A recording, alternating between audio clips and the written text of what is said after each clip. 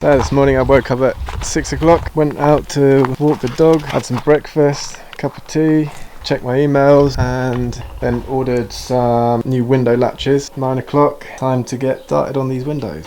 So I think I can actually finish this window today. Well, I can definitely finish this window today if everything goes right. But yeah, I think I'm just gonna set that as today's goal, finish this window, and then at the end of the day I have to do some glue ups because they're so big that I can only do a few each day, so that's the only other thing I have to do today. Let's try and finish this baby.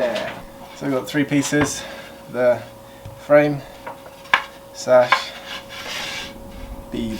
Right now it's time to work on the frame. So I've got to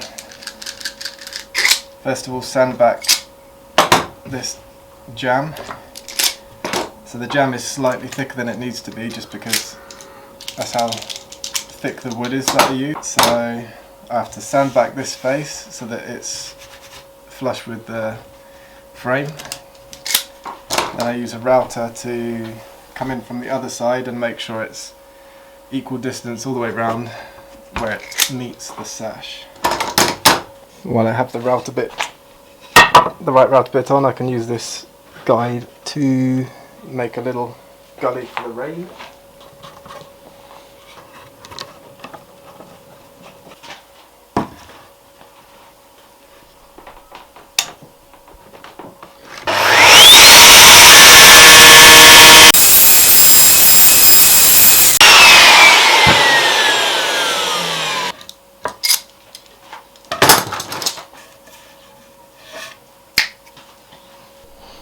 Next, the beast.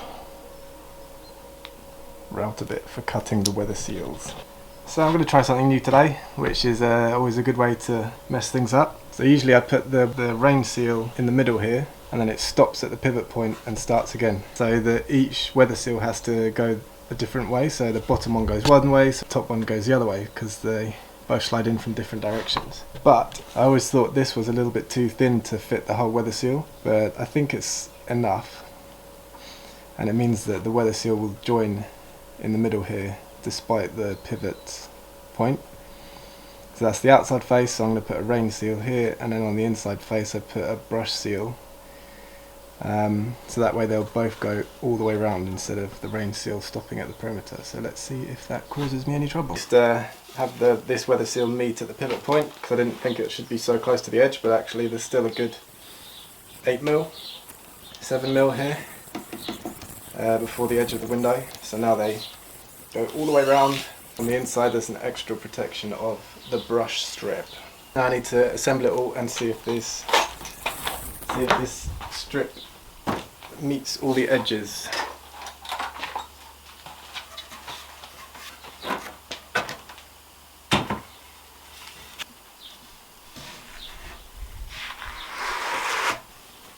Love that sound.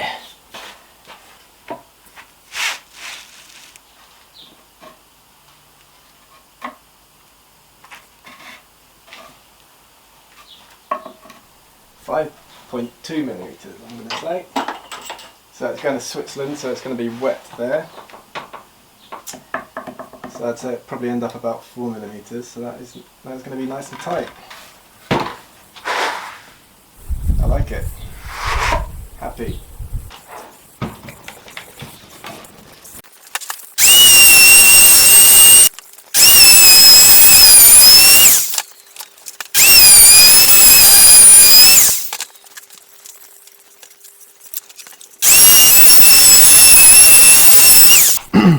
Right, here, need to be extra careful because I'm referencing this little strip here, and beyond that is a groove. So if the bearing falls into that groove, it's going to just eat that sash. So let's try not to do that.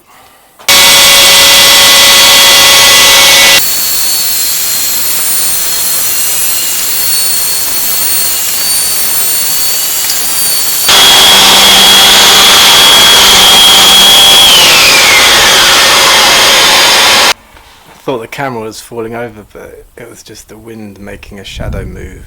So that's as much filming for this one as I am going to do. The glass still hasn't arrived, so I can't install the glass today. But yeah, the rest of the process is just finishing, so this will probably be the last you see of this window in the Day in the Life series anyway.